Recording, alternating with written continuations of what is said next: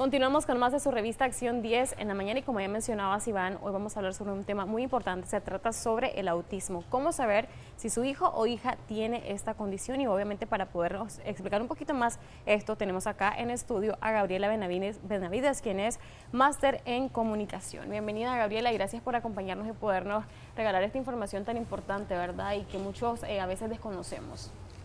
Bueno, buenos días, muchísimas gracias por el espacio.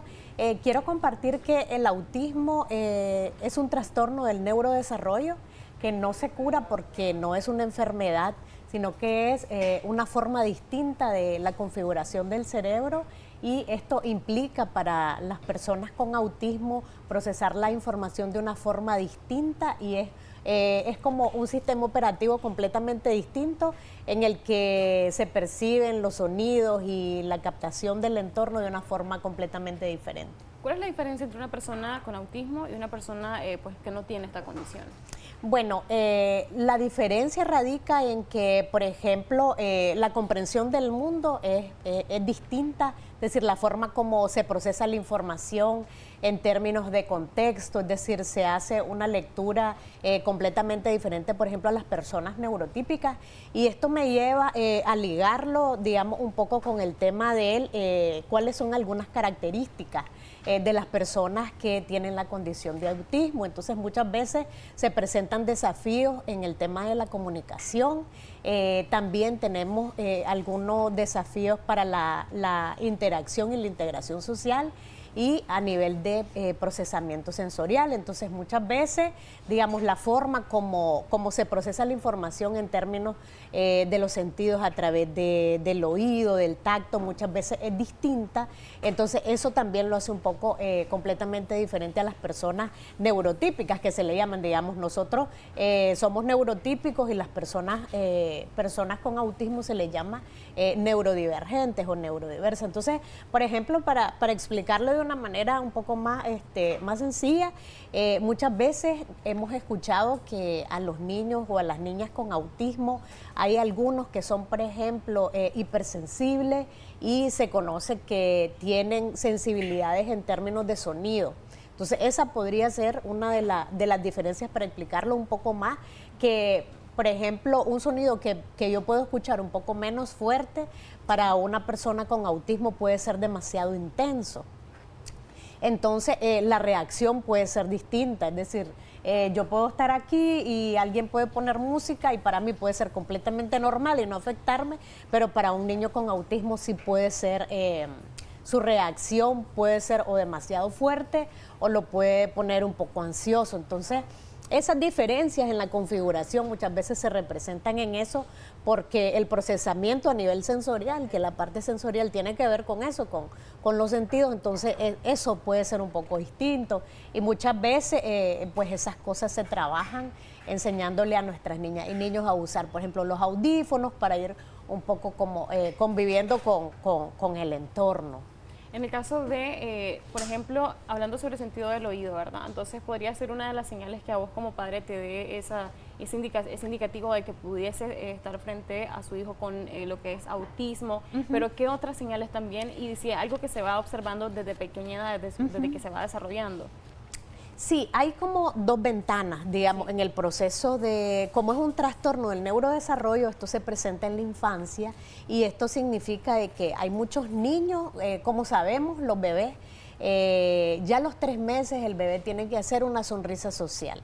Entonces, esa podría significar una primera alerta. Si nuestro bebé, nuestro chiquito, no está haciendo sonrisa social y ya tiene 3 meses, eso podría ser una banderita que nos llame la atención.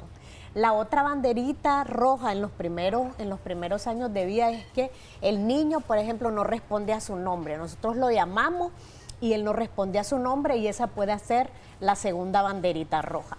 Lo otro es con el tema, por ejemplo, de la interacción o de la socialización, porque los bebés desde que son bebés están socializando. Entonces, si nosotros notamos que nuestra hija o hijo tiene más interés en interactuar de manera solitaria, entonces esa es otra banderita roja. Y la otra también es el tema de retraso del lenguaje, porque, por ejemplo, a mi hijo Teo, él empezó su proceso de adquisición del lenguaje y digamos, todas estas banderitas él no las cumplió, pero cuando él empezó a adquirir lenguaje fue un proceso completamente normal, pero de repente él se detuvo. Entonces esa puede ser una alerta. Adquieren cierta cantidad de palabras, pero hay un momento en el que esto se detiene. Entonces esa debe de ser una alerta. Y es importante que también la familia estemos conscientes de que hay falsas creencias y hay hitos del desarrollo. Entonces, por ejemplo, si un niño y a los 2 años y medio, por ejemplo, que fue el caso de nosotros, tiene un retraso del lenguaje, no podemos pensar de que, ok, no pasa nada, más adelante va a hablar, porque hay hitos del desarrollo y entonces estas son banderas. Pues no es que va a hablar a los 6 años, que va a hablar a los 4 años, no. Es decir, el proceso de adquisición del lenguaje tiene que estar presente desde los primeros añitos. Perfecto. Entonces, ¿cómo hacemos una vez que ya podemos ver estas señales, verdad, que usted nos está mencionando? Acudir al médico, hay un tratamiento porque sabemos que no tiene cura, pero entonces, ¿cómo se gestiona esta parte, la parte médica, verdad? Y también la parte emocional de la familia y también del niño. Ok, bueno, cuando tenemos la sospecha, yo quiero invitar a las familias a que acudamos a la primera sospecha. Las familias y sobre todo las mamás, los papás, sabemos cuando hay un proceso que no está funcionando de una manera adecuada. Entonces, mi primera recomendación sería de que le hagamos caso a esa corazonada, porque nosotros sabemos, y no se trata de comparar, pero sí de ir viendo como, ok, no, porque no es competencia, ¿verdad? No es que voy viendo, es que el compañerito va más avanzado que él o ella, sino que hay que ir notando cuando está faltando ese hito, eso hay que hacer el proceso de trabajo. Entonces, al tener la sospecha hay que acudir a un especialista y no hay que tenerle miedo al diagnóstico. Muchas familias, cuando notan que su hijo o hija tiene algo distinto, entonces a la gente le da miedo porque le parece que le van a poner una etiqueta. Entonces, los diagnósticos no son importantes por las etiquetas y por eso no hay que tenerle miedo, sino que el diagnóstico lo que le da al niño o a la niña es una oportunidad para trabajar esos procesos desde la primera infancia. Porque con las terapias, porque claro, una vez que llegas al especialista y se te empieza a hacer todo el proceso de diagnóstico, esto va a implicar de que vos vas a lograr identificar cuáles son esos desafíos, y por eso también se habla de niveles, ¿verdad? De niveles de autismo. Por ejemplo, nosotros en el diario de Teo decimos, ok, no importa el nivel de autismo que tengas, sino que lo importante es que sepas qué nivel es para que puedas dar las ayudas correctas. Entonces, cuando ya pasas el proceso de diagnóstico, ahí es cuando vos ya te vas a dar cuenta cuáles son los niveles de apoyo. Por ejemplo, si tiene niveles de apoyo a nivel verbal, eso te significa que tenés que acudir a una terapia de lenguaje para que puedas ir trabajando lenguaje. Si es a nivel de procesamiento sensorial, hay muchísimas terapias que vos podés ir trabajando desde casa y que los especialistas te van a ir informando para que vos vayas, por ejemplo, dando seguimiento. Las terapias son fundamentales para que los niños puedan avanzar en todo este proceso. ¿El proceso de aprendizaje también ayuda? ¿Es un poco diferente al resto de niños? Sí, por ejemplo, los procesos de aprendizaje con las niñas y los niños con autismo es importante que sean a través de la parte visual, porque los niños y las niñas con autismo son aprendices visuales.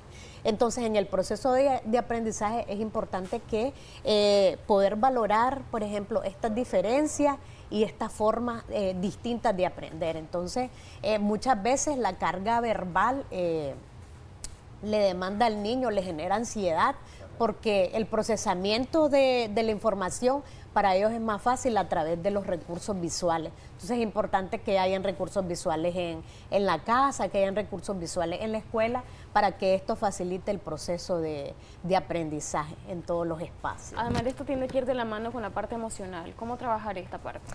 Exactamente. Bueno, es importante desde la parte emocional trabajarla desde los primeros años, es decir, empezar desde chiquitos, ¿verdad? Desde el primer año, desde que son bebecitos, cómo nosotros vamos, por ejemplo, explicándole a los niños cómo reconocer sus emociones. Entonces, por ejemplo, cómo reconocer si estoy feliz, si estoy triste, si estoy preocupado, si estoy asustado, porque esto nos ayuda a que ellos puedan, digamos, canalizar de mejor manera su sentimiento y su energía. Entonces, por ejemplo, si yo estoy frustrado, estoy enojado, la emoción del enojo es muy difícil de comunicarla porque es demasiado abstracta. Entonces podemos auxiliarnos de elementos visuales que le permitan a los niños poder manifestar cómo se sienten. Entonces, por ejemplo, podemos apoyarnos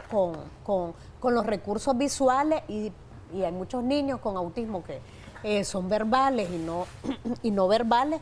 Es decir, al verbal se le dificulta y al no verbal es mucho más complejo. Entonces podemos auxiliarnos de este proceso y nosotros como familia vamos identificando en la casa y en la escuela en qué momento, qué conductas, qué situaciones pueden al niño hacerle enojar. Entonces nosotros nos anticipamos y le decimos, ok, cuando estés enojado, vos tenés que decirlo. Entonces se puede empezar con las imágenes, se le enseña al niño para que él logre ir compartiendo cómo se siente. Creo que lo importante en este tema, sobre lo que usted mencionaba, el tema de lo que es el diagnóstico, ¿verdad? Que los padres estén bastante alerta a este tipo de señales para que, obviamente, al tener un diagnóstico, ellos puedan trabajar en ese proceso de crecimiento junto a su hijo, ¿no? Exactamente, sí. Es importante reconocer y aceptar el diagnóstico.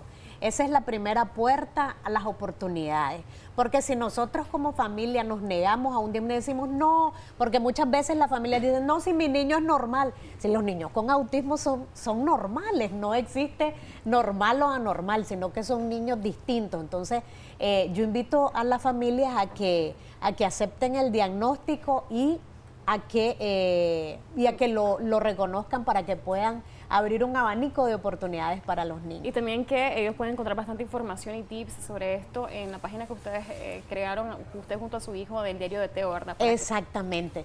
Pueden encontrar en la página del Diario de Teo recursos, videos, materiales y muchísima información para que puedan apoyarse y por supuesto que estamos a la orden. Perfecto. En Facebook y en YouTube aparecen así. Sí, estamos en Facebook, en Instagram y en YouTube y TikTok con el Diario de Teo Nicaragua. Muchísimas gracias, Gabriela Benavides, por esa información tan importante y esperamos que usted también pues haya tomado un poquito atención, ¿verdad? Y también nota sobre estos elementos que ella nos brindaba ella. Nosotros seguimos con más de la revista Acción 10 en la mañana con Alejo, que nos tiene más información. Adelante, Alejo.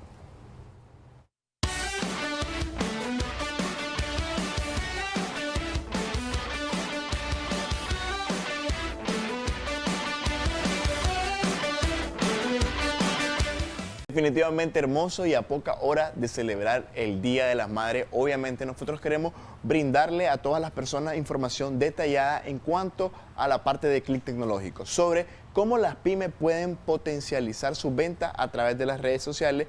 Y en esta temporada, pues obviamente, algunos expertos comentan de cuál es la mejor estrategia que va a dejar definitivamente mejores resultados. Comentarles de que hay que tener siempre el producto diferenciación, en este caso, escoger bien tipografía, color y hacer que esa pyme marque la diferencia en relación a las demás. Pero Christopher Guevara nos comenta un poco más.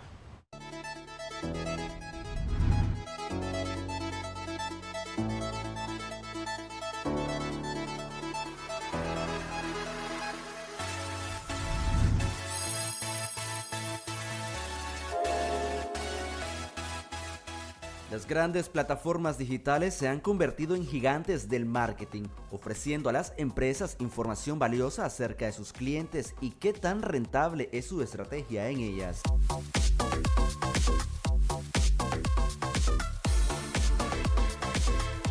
Las festividades son oportunidades que tienen los negocios para hacer crecer sus ingresos.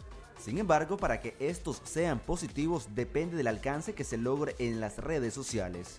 Hay varios tabús, por ejemplo, con el tema de TikTok, que solamente es para un público joven. Sin embargo, hoy en día hay muchas señoras que están comenzando a utilizar cada vez más esta red social. Jorge Ruiz, experto en el manejo de redes sociales, recomienda tener definida la temática que diferenciará la marca y preguntarse, ¿Qué le hace distinto al resto? Pues resalta que la originalidad es algo que trae muchos beneficios a las pymes. Yo iba manejando en carretera Masaya y todas las mantas, todas las vallas publicitarias eran casi iguales. Todas tenían palmeras, todas tenían el concepto de verano, pero inclusive los colores. Si vos le tapabas el logo, parecieran de la misma empresa. Entonces, muchas empresas, marcas grandes y también emprendedores caen en el error de cuando son este tipo de festividades como el Día de las Madres, San Valentín, Navidad, ocupan inclusive las mismas plantillas, mismos elementos, y el enfoque o uno de los objetivos más importantes que tiene que tener una empresa es la diferenciación. Hoy en día usar las redes sociales para los negocios es algo casi obligatorio, pero alto allí. No todo es sinónimo de llenar sus perfiles de publicaciones y más publicaciones. Lo importante es la calidad en cada una de estas. En lugar de la cantidad, hay que irnos por la calidad. Es decir, un contenido que le esté interesando a tu comunidad, que sea relevante, no publicar por publicar, sino que sea algo que realmente les capte la atención y les aporte valor. Diseñar la estrategia correcta y comprender el funcionamiento de las redes sociales es fundamental. Las imágenes tienen muchísima importancia a la hora de conseguir el objetivo, por lo tanto se debe cuidar esta parte visual. Christopher Guevara, Acción 10.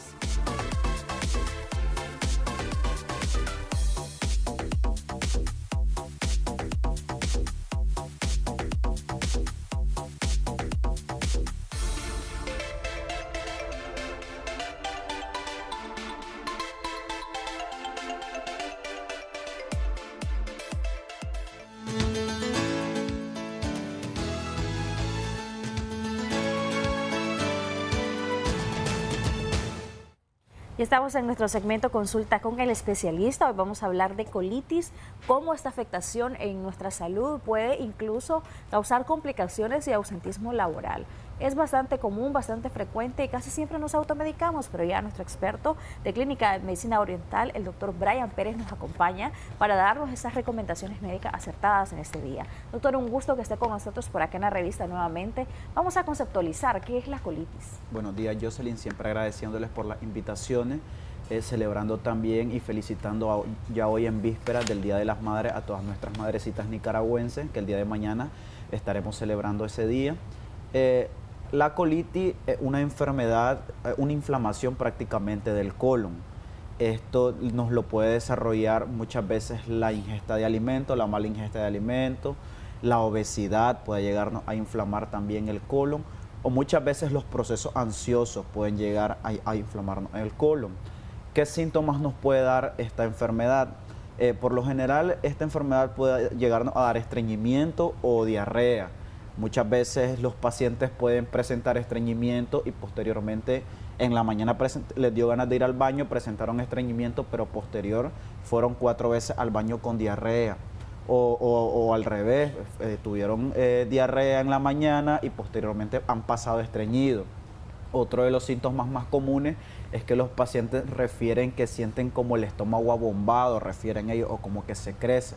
Se lo golpean y lo sienten hueco. Muchas veces los pacientes se automedican y lo que hacen es tener una mejoría muy previa, pero posteriormente los síntomas vuelven a complicarse. El problema aquí de no tratar la colitis o no saber qué es lo que está ocasionando la colitis, porque muchas veces hay pacientes que van a dar alguna presentación, alguna entrevista de trabajo o X o Y motivo a presentarse en alguna audiencia y sienten ganas de ir al baño. O previo a eso, 10 minutos antes, van al baño y no hacen nada. Entonces, esto es uno de los síntomas también de una colitis. El problema aquí es ya cuando se deja pasar mucho tiempo, que ya viene, por ejemplo, la úlcera, o ya vienen las melenas, que son las heces con sangre, que ya es una enfermedad más complicada. Otro de los procesos más comunes, y todos, de hecho todos tenemos, a cualquier edad lo podemos desarrollar. Por ejemplo, los niños lo llegan a desarrollar muy pequeños, por la falta de desparasitantes. Los parásitos pueden llegar a ocasionarnos una colitis, inflamarnos el colon, y muchas veces estos niños presentan fiebre, o no solo los niños, adultos mayores también pueden llegar a presentar fiebre, el estómago se les inflama, se sienten cansados, no pueden dormir, y esto es muchas veces porque han tenido un contacto con algún virus. En este caso, muchas veces el virus del Helicobacter pylori también puede llegarnos a ocasionar una colitis. La mala alimentación o la mala ingesta, por ejemplo, cuando los pacientes aquí en Nicaragua comen algún tipo de comida como yuca, papas o verduras que tengan almidón, entonces estos medicamentos activan la inflamación del colon y comienza a presentar los síntomas de la colitis. Doctor, es curioso lo que acaba de mencionar, cómo actúa la bacteria Helicobacter pylori en el colon entonces. No solamente afecta el estómago, sino todo el sistema digestivo. Sí, así el problema de esta bacteria es de que muchas veces no se puede detectar a tiempo.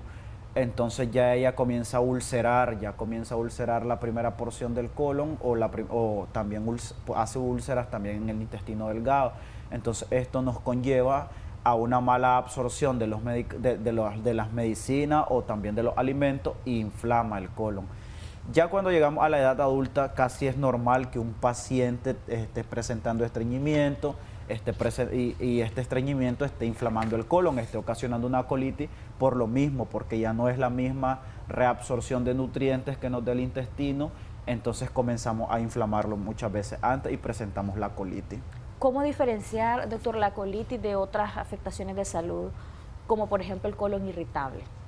El colon irritable es un síntoma más de la colitis. Cuando el colon se inflama, es lo que estábamos diciendo anteriormente, da la diarrea y del estreñimiento, casi se vienen pareciendo, pero es prácticamente un síntoma de un colon inflamado. O sea que el colon irritable va dentro del combo de la colitis. Es correcto. Por llamarlo de algún modo. Es un síntoma de esta enfermedad, el colon irritable.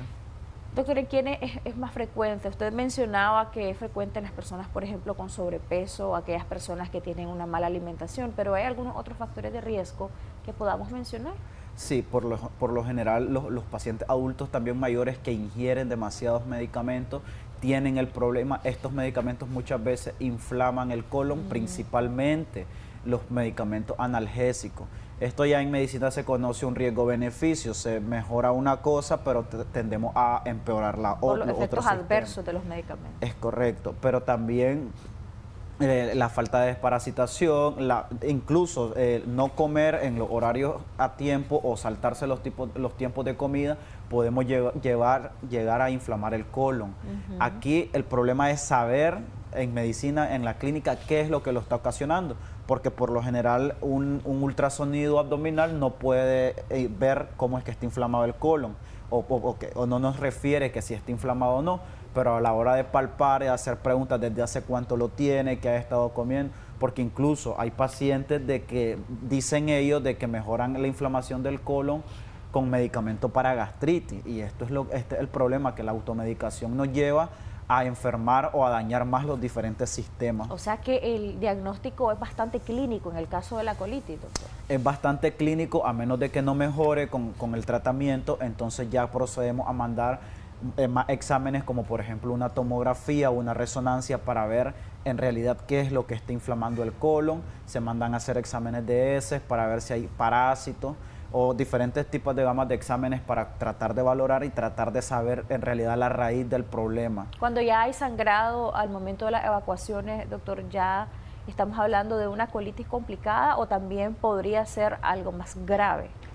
Cuando ya hay sangrado en las heces, cuando ya el paciente comienza a defecar, es oscura o esa es negra, es cuando ya se ha hecho una úlcera en cualquier parte del tracto digestivo, en este caso del colon. Ya cuando hacen una úlcera ya hay dolor, ahí ya los pacientes presentan dolor, ya los pacientes, y lo tienden a confundir con gastritis. Es por eso que ellos toman el medicamento para la gastritis, sienten mejoría, pero a las 4 horas ya está de nuevo el síntoma, porque ya hay un daño más grave.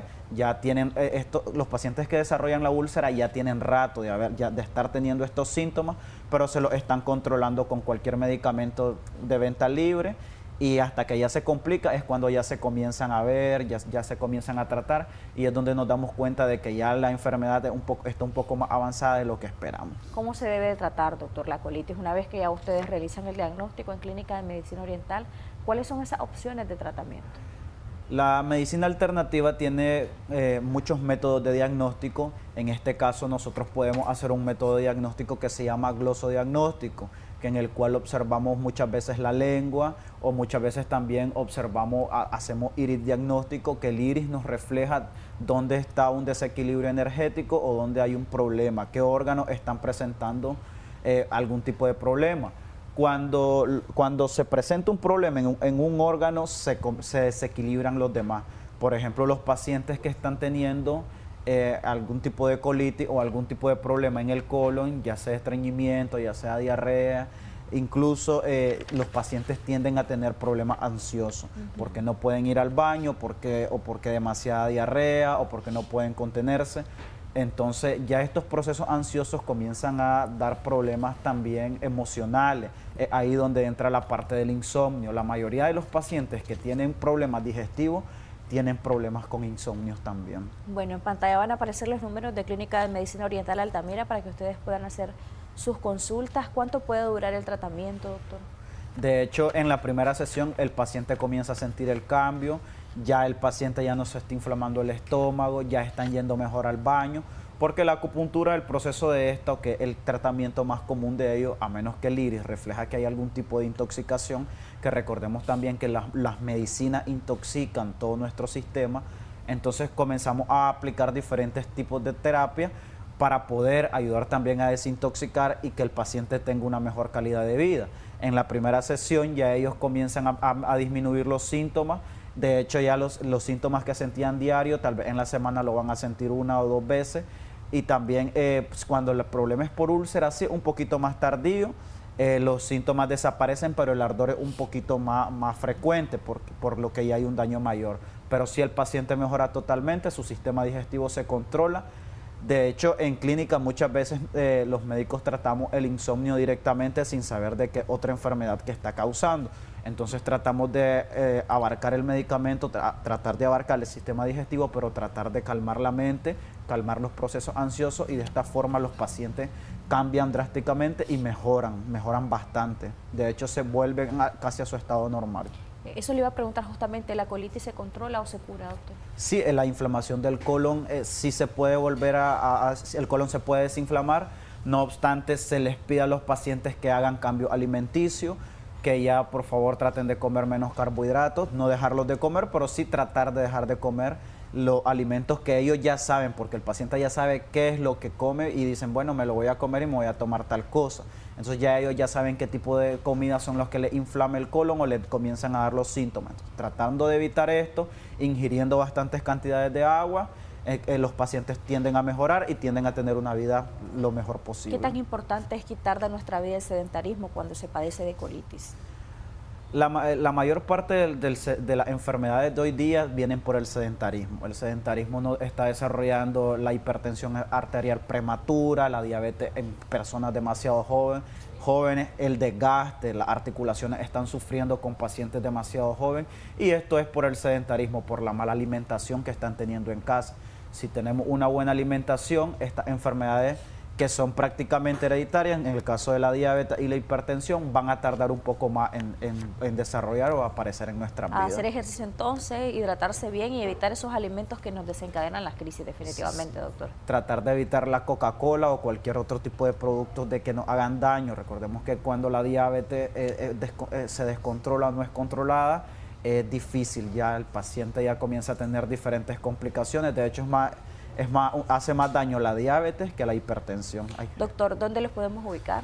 Estamos ubicados de la Clínica Don Bosco, 1 cuadra al sur, 4 cuadras arriba. Ahí nos pueden buscar o nos pueden escribir al WhatsApp 5711-8806. Gracias por habernos acompañado. En pantalla, como les decía hace unos minutos, están los teléfonos de Clínica de Medicina Oriental Altamira. Vamos a una pausa y ya regresamos con mucho más. Quédese acá en Acción 10 en la mañana.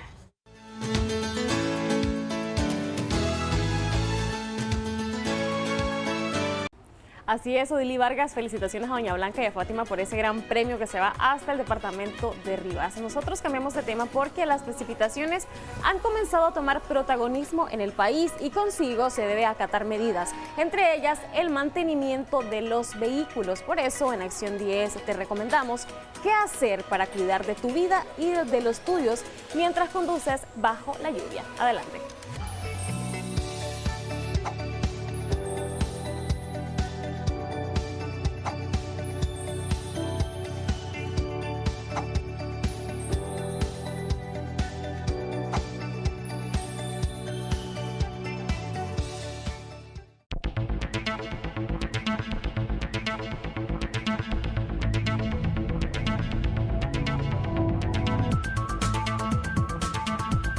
Las temporadas de lluvias pueden interferir en los accidentes de tránsito de manera indirecta. Es durante estos días que los vehículos incrementan sus posibilidades de choques debido a la humedad sobre el camino.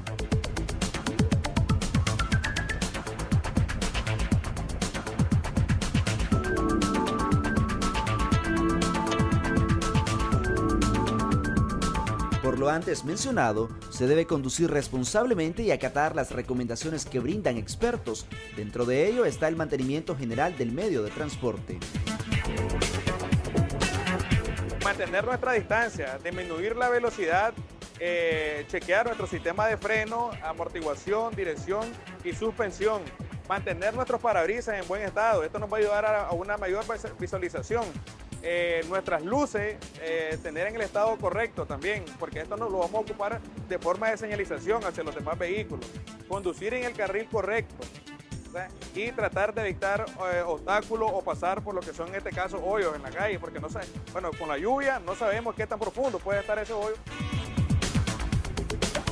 Equipe su vehículo. Es importante no olvidar las herramientas mecánicas necesarias ante cualquier imprevisto sobre la ruta. Además, destacan los expertos que, durante el invierno, se debe garantizar la correcta funcionalidad de los parabrisas y el sistema de refrigeración. Lo de las parabrisas es muy importante, ya que esto es lo que nos va a permitir la visualización. Es muy importante mantener también nuestro aire acondicionado en buen estado. Esto nos va a permitir a que el vehículo no se nos empañe en lo que son los vidrios. Cuando se deba acelerar, es importante hacerlo gradualmente, ya que el exceso de agua podría generar derrape. Asimismo, procurar mantener lleno el tanque de combustible y estar pendiente del estado de los neumáticos y las luces. Christopher Guevara, Acción 10.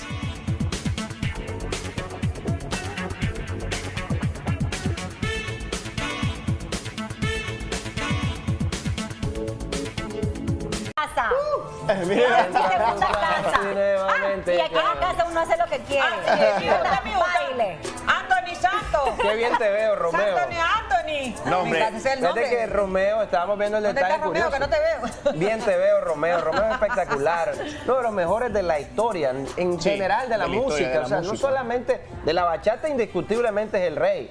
Por los siglos de los siglos. ¿Qué hubiera pasado, Iván, si no existiera Ventura? ¿Cómo hubiera sido el impacto de la bachata entre todos nosotros? Por ejemplo, Prince Royce, que es digamos un seguidor, ¿no? Una continuación del legado de Romeo. Prince Royce no se hubiese inspirado jamás a hacer sus bachatas tan parecidas algunas a las de Romeo, guardando las distancias. Pero si hablando de clásico, o sea, Romeo es el pionero en esto. No, pero si hablamos de clásico, está Altamira Banda Show. Y los Toros Bands en bachata también fueron buenísimos. Pioneros en la bachata. Sobre todo el Torito, el Toro Acosta y los Toros Bands. Lo que vino a hacer este muchachito, Aventura, ¿verdad? Romeo Santos, a través de Aventura, es como ponerle ese romanticismo, ese erotismo al ritmo de la bachata, de acuerdo a la lírica también de la bachata. Si no hubiese existido Aventura o Romeo, no hubiéramos dicho salí con tu mujer. Salí con tu mujer. Salí con tu mujer. ¿Qué? ¿Cómo que recuerda algo ahí? No, es que hay algo ahí. Como que hay algo ahí. Es que vos dijiste que la bachata, o sea, que le vino a dar esa sensualidad a la bachata, esas maneras de decir, como de propuesta indecente, la propuesta indecente. Exactamente. Entonces, ¿saben qué, muchachos? Llegamos al final de la revista. No. Ahí está, ¿ves? Ella y yo. ¿Lo ven? Pero mañana es el Día de las Madres, es un día muy importante. Vamos a tener muchas sorpresas. ¡Felicidades, Olivia! La morena. Saluda a la morena también. Mañana un día importantísimo, muchas sorpresas, muchos premios. Vamos a tener música también. Reportaje, premios, serenata, de todo. No vamos a quebrar nada también. Y rondón. Mañana rondón. Bueno, nos vamos divertidísimo, así que los esperamos, los queremos mucho, los amamos. Te amo. Ahí está. Nos vemos. Bye. Salí con tu mujer.